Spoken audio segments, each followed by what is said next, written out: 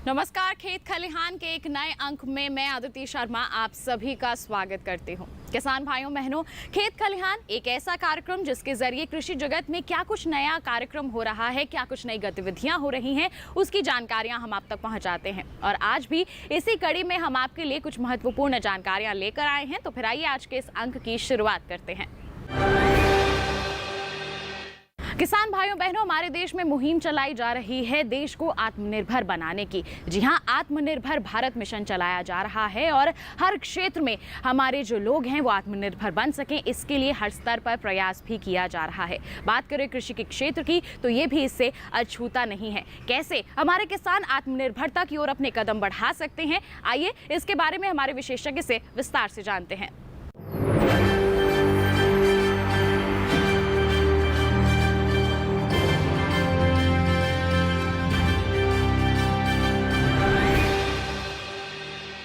आत्मनिर्भर भारत अभियान की अगर हम बात करते हैं तो देश में जब लॉकडाउन घोषित किया गया था उसके तीसरे फेज में यानी मई माह में माननीय प्रधानमंत्री जी ने देश के लिए 20 लाख करोड़ की व्यवस्था की थी।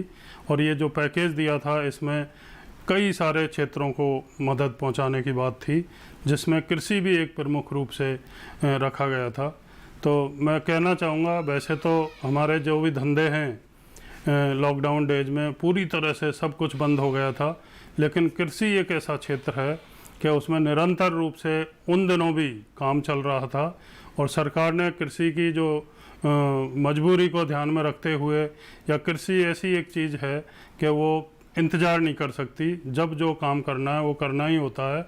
अन्यथा कृषि का तो सारा जो उपज है या खेती की जो क्रियाकलाप हैं वो पूरी तरह से चौपट होने की संभावना रहती है।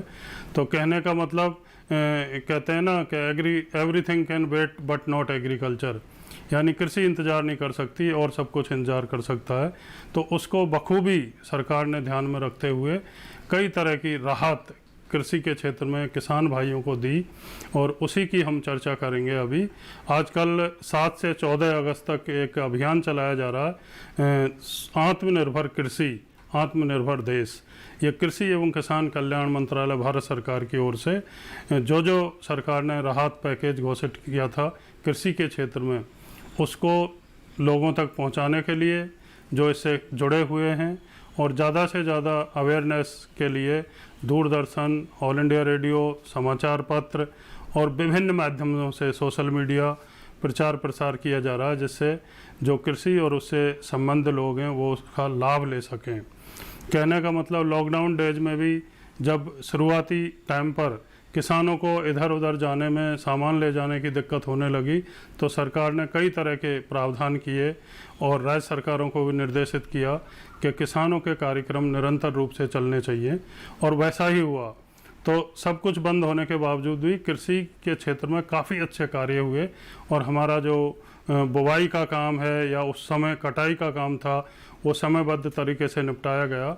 और सरकार ने मंडियों में उपज को खरीदने के लिए भी किसानों से काफ़ी अच्छी व्यवस्था की थी, जिससे वहाँ भीड़ भी नहीं रहे, सोशल डिस्टेंसिंग मेंटेन रहे, लोग मास्क लगा के जाएं। ये सारे जो तरीके बताए थे कोविड-19 से बचने के लिए, उन सब का लोगों ने भी भली भांति पालन किया।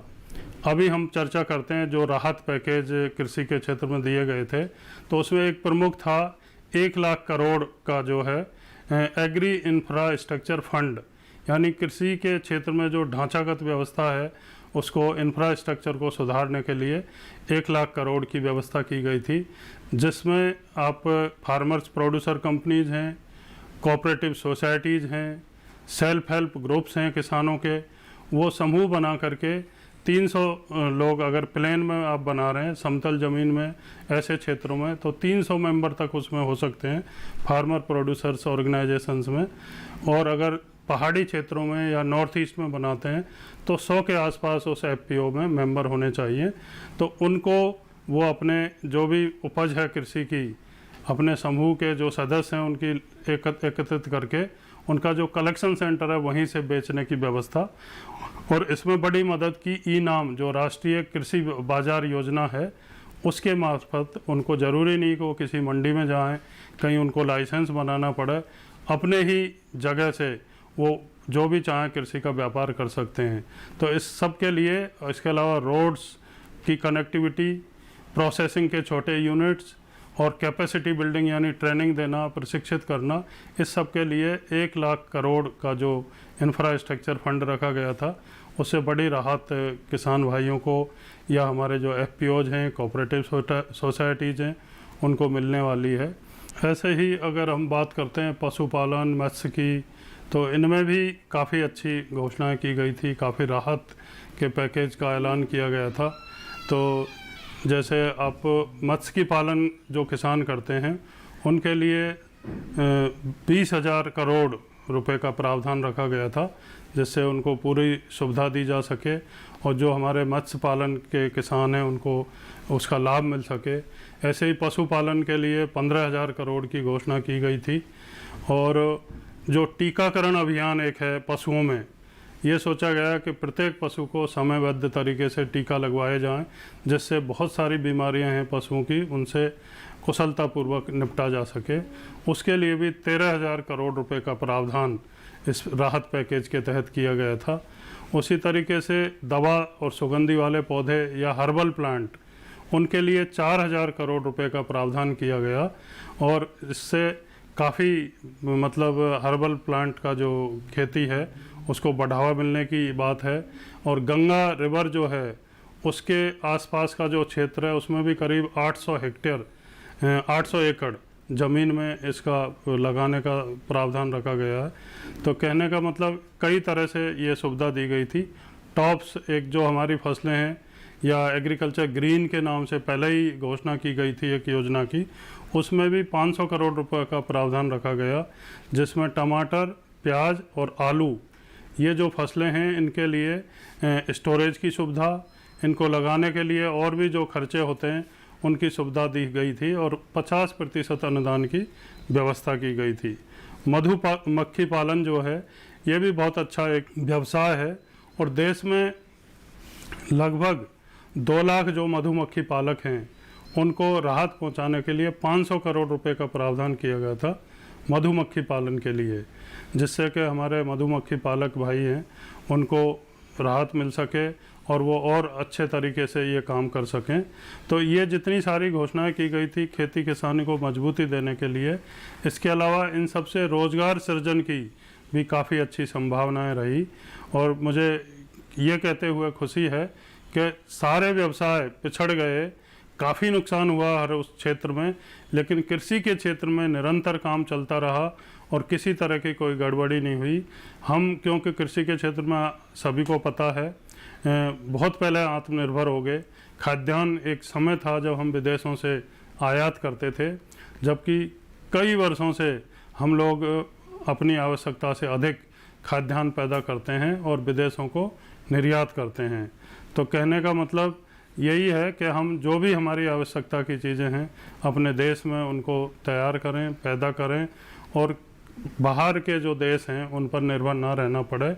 प्रधानमंत्री जी ने कहा था जैसे लोकल के लिए वोकल, यानी हमें जो चीज़ हम पैदा करते हैं उसकी पैरवी करनी, उसका प्रचार प्रसार करना और उसको अपनाना चाहिए। स्वदेशी जैसे पहले एक नारा था, उसी तरीके से अभी लोकल के लिए वोकल की बात की गई थी। और आधारभूत जो संरचना की अगर हम बात करते हैं तो कोल्ड चेन डेवलपमेंट इंफ्रास्ट्रक्चर में ये भी काम महत्वपूर्ण है, वेयर हाउसिंग, जिससे हमारे जो उत्पाद हैं फल, सब्जी, दूध, ये कई ऐसे उत्पाद हैं कृषि के जो ज़्यादा समय तक हम रख नहीं सकते, पेरिसेबल हैं और लगभग 30% तक ये ख़राब हो जाते हैं। तो इनके लिए कोल्ड चेन डेवलपमेंट बहुत ज़रूरी, अच्छे रोड और इंफ्रास्ट्रक्चर की ज़रूरत है। उसी की वजह से ये व्यवस्था की गई थी जिससे कि हमारे उत्पाद भी ख़राब नहीं हो और प्रोड्यूसर के खेत से लेके कंज्यूमर की टेबल तक पहुंचाने तक वो फ्रेश बने रहें बिना किसी नुकसान के और ज़्यादा से ज़्यादा लोगों तक इनको पहुंचाया जा सके। और किसान भाइयों को और राहत देने के लिए जो मंडी हैं उनमें कुछ ऑर्डिनेंस ला करके ये व्यवस्था की गई थी कि किसान अपने जो उत्पाद हैं, अपनी उपज है, ज़रूरी नहीं वो अपने आसपास की मंडी में बेचें या वो देश की किसी भी मंडी में बेच सकते हैं। इसके लिए ऑर्डिनेंस भी लाया गया था बीच में और एक राष्ट्र एक मार्केट की भी बात की गई थी। राष्ट्रीय कृषि बाजार योजना से बड़ी राहत किसान भाइयों को मिल रही है। वो जैसे हमारे फार्मर्स प्रोड्यूसर कंपनीज़ हैं और सेल्फ हेल्प ग्रुप्स हैं, वो अपने गांव से ही, अपने कलेक्शन सेंटर से ही इन चीज़ों को राष्ट्रीय कृषि बाजार के माध्यम से बेच सकते हैं और अच्छे दाम कमा सकते हैं। और ये जो पहले होता था कि एक राज्य से दूसरे राज्य में बेचना या ले जाना चीज़ों को ज़्यादा संभव नहीं था, कई तरह की सीमा वो थी, नियम थे, उन सबको दरकिनार करते हुए एक राष्ट्र और एक बाजार की व्यवस्था की गई है। तो किसान ना सिर्फ अपने राज्य के एक दूसरे ज़िले में जाके बेच सकेंगे, बल्कि एक प्रदेश से दूसरे प्रदेश में भी आसानी से वो उत्पाद अपने बेच सकते हैं। उनको पूरी छूट दी गई है। और जो लाइसेंस की बाध्यता थी खरीदारों के लिए, वो भी उसमें समाप्त कर दी गई। एक पैन कार्ड होने पर भी कोई भी व्यवसाय कर सकता है खेती किसानी की चीज़ों का। तो बहुत ज़्यादा बदलाव किए गए थे और हर बदलाव में ये ख्याल रखा गया था कि हमारे जो किसान हैं, जो देश के अन्नदाता, उनको किस तरीके से ज़्यादा लाभ मिले, कैसे वो और बेहतर अपनी खेती किसानी को कर सकें।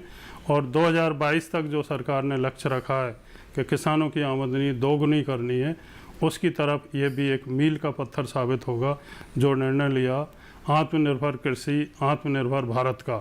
और इसी कड़ी के तहत आजकल हमारे जो संस्थान हैं, जो विभाग हैं, वो प्रचार प्रसार में पूरे जोरों से जुटे हुए हैं, जिससे हर नागरिक को जो खेती किसानी से जुड़ा हुआ है उनको इसकी जानकारी मिल सके और वो और बेहतर मुनाफा कमा सकें और अच्छे से पैदावारी ले सकें।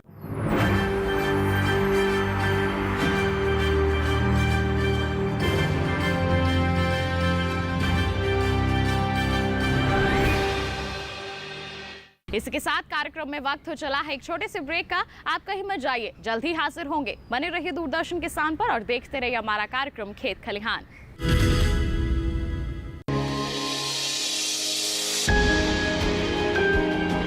सहेजें कण कण को,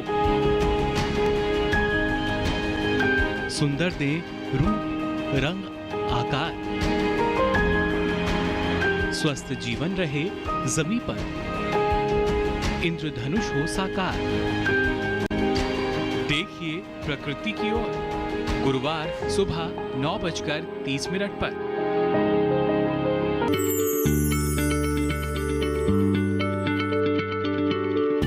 क्या आप किसी बीमारी से परेशान हैं?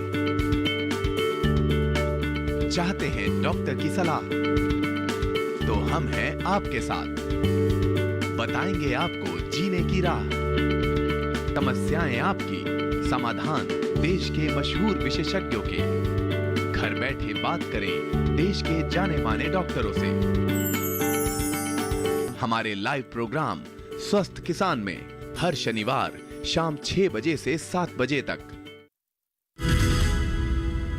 ब्रेक के बाद खेत खलिहान के इस अंक में आप सभी का फिर से स्वागत है।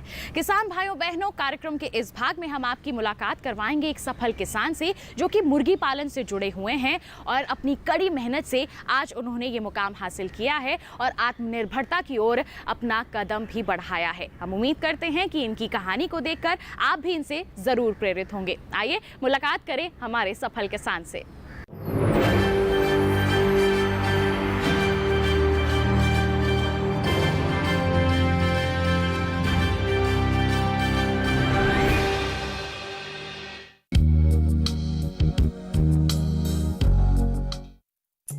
देश में कृषि ग्रामीण क्षेत्रों में जीविकोपार्जन का मुख्य स्रोत है, लेकिन लगातार बिगड़ते मौसम से फसलों का नुकसान होने से किसान हतोत्साहित है।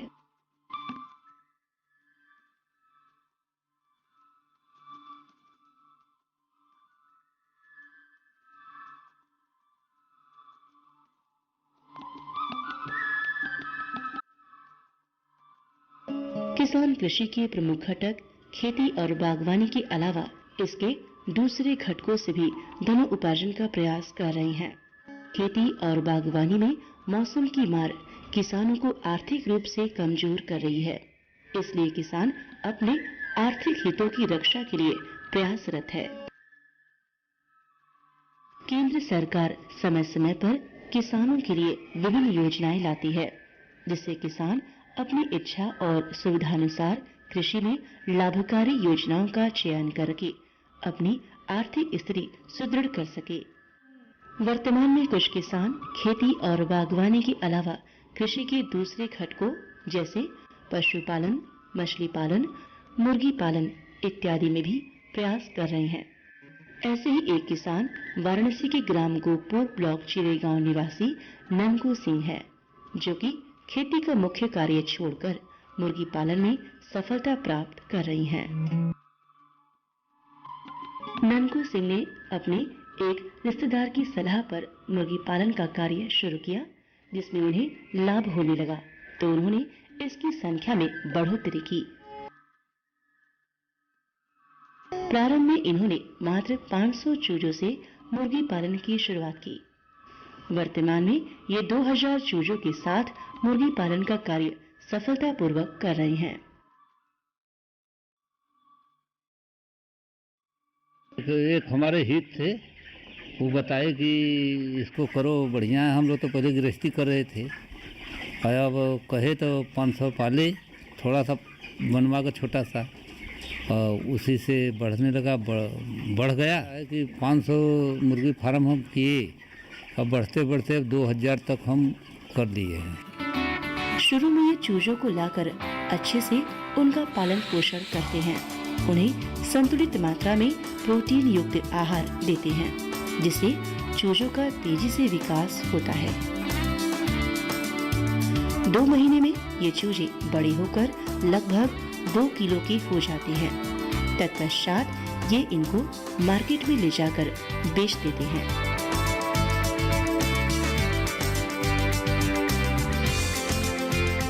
और फिर नए चूजे लाकर उनका पालन पोषण शुरू करते हैं।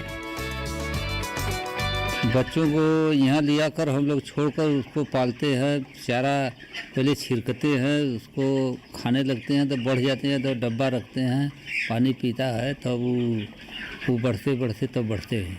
इस चारे से प्रोटीन उसकी बढ़ती है, इसीलिए हम लोग का इसी करते हैं ऐसे ऐसे, तो मुर्गा बढ़ते हैं, 2 किलो को हो जाते हैं इतना दिन। मुर्गी पालन में सबसे ज्यादा खतरा रोगों का रहता है। रोग की चपेट में आने पर ये चूजे जल्दी जल्दी मरने लगते हैं, इसलिए इससे बचाव का साधन रखना अति आवश्यक है। रोग लगने पर चूजों के मुंह लटकने लगते हैं। रोगों का लक्षण दिखते ही ये डॉक्टर से तुरंत सलाह लेते हैं और डॉक्टर द्वारा संस्तुत दवाएं ये चूजों को देते हैं। चूजों में कोई रोग न लगे, इसके लिए ये पहले से ही इन्हें रोग प्रतिरक्षण टीके लगवा कर रखते हैं। ये महीने में 2 बार इन्हें दवा पिलाते हैं और टीके लगवाते हैं। 2 महीने में ये चूजे बड़े आकार के हो जाते हैं। बच्चों को हम लोग ले आते हैं, 15 दिन के बाद उसको दवा चलाते हैं, उसको टीका लगवाते हैं कि उससे रोग बहुत कम लगता है और उससे ठीक रहते हैं। ये 15-15 दिन पर चलाया जाता है, उससे बहुत रोगों से बहुत बचाव हो जाता है। रोगों के अलावा मुर्गी पालकों को मौसम के अनुसार इनके रखरखाव का विशेष ध्यान देना पड़ता है। जाड़े के मौसम में ये मुर्गी पालन वाले कमरों की खिड़कियों की जाली बोरे से ढक देते हैं, जिससे बाहरी वातावरण का असर कमरों में न पड़े। अधिक ठंडक होने पर ये हीटर या अलाव का प्रयोग करते हैं, जिससे चूजों को ठंडक से बचाया जा सके। बरसात के मौसम में ये इन खिड़कियों के बाहर प्लास्टिक की पन्नी लगाकर उसे ढक देते हैं, जिससे बरसात का पानी कमरे में न जा सके। मुर्गियों को सबसे ज्यादा खतरा गर्मी के मौसम में रहता है। अधिक तापमान बढ़ने पर इन्हें विशेष देखभाल की जरूरत पड़ती है। तापमान नियंत्रण के लिए ये पंखा या कूलर का प्रयोग करते हैं। हम लोग जो जाली है उसको बोरों से ढक देते हैं, उससे ठंड उसमें कम लगती है, बचाव उन लोग सबको होता है।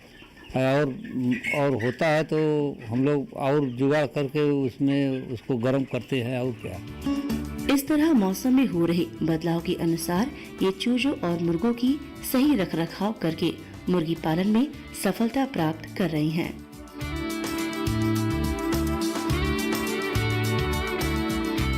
ननकू सिंह ने मुर्गी पालन में अपनी सफलता के साथ साथ गांव वालों को भी भागीदार बनाया है।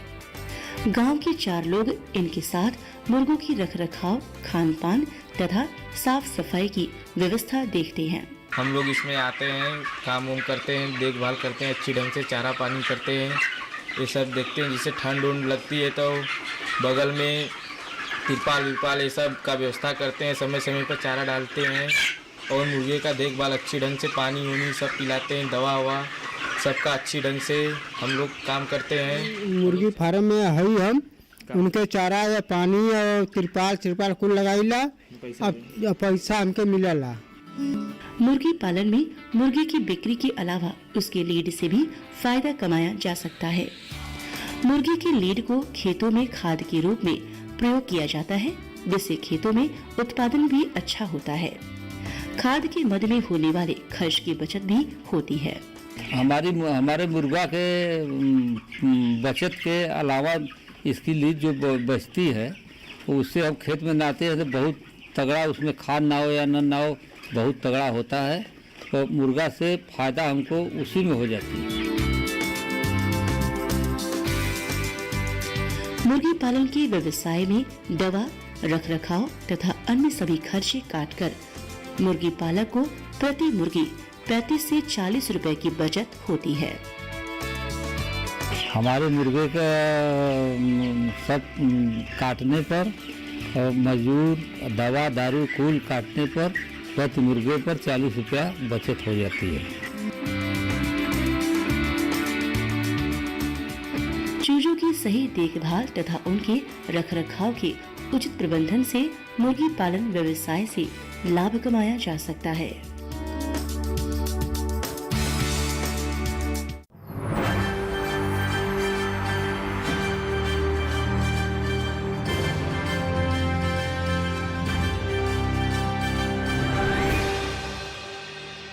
तो किसान भाइयों बहनों, ये थे हमारे आज के सफल किसान भाइयों बहनों। कार्यक्रम की शुरुआत में हमने आपको बताया कि किस तरह से आप आत्मनिर्भरता की ओर अपने कदम बढ़ा सकते हैं। तो बस आज के लिए इतना ही। अगले अंक में आपके लिए और भी ज्यादा महत्वपूर्ण जानकारियां लेकर आएंगे। तब तक के लिए हमें दीजिए इजाजत। आप बने रहिए दूरदर्शन किसान पर। नमस्कार।